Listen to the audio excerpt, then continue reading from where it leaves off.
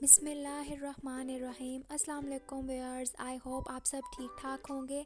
आज हम बहुत ही मज़ेदार रमज़ान स्पेशल चना चाट बनाने जा रहे हैं, जिसके लिए हम सबसे पहले खट्टी चटनी बनाएंगे। हमारी खट्टी चटनी जो होगी यही हमारी चाट की शान है। इसके लिए हमने इमली का पानी और पुदीना हरा धनिया की चटनी ली है। इसे हम मिलाएंगे और इसके अंदर मैंने पहले से 1 चम्मच चीनी का डाला हुआ है। इसको अच्छे तरीके से मिक्स करके हम रखेंगे।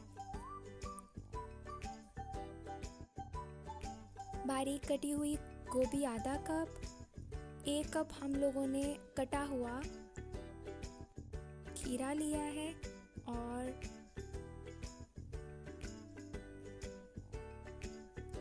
1 कप हमारे पास कटा हुआ लाल टमाटर है।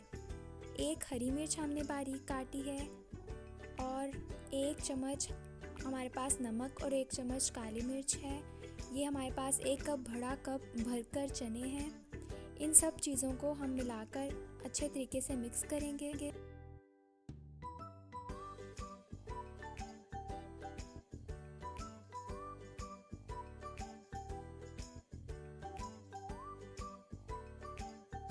हर चीज़ को मिक्स करने के बाद हमारी चाट बिल्कुल तैयार है। Thanks for watching the video.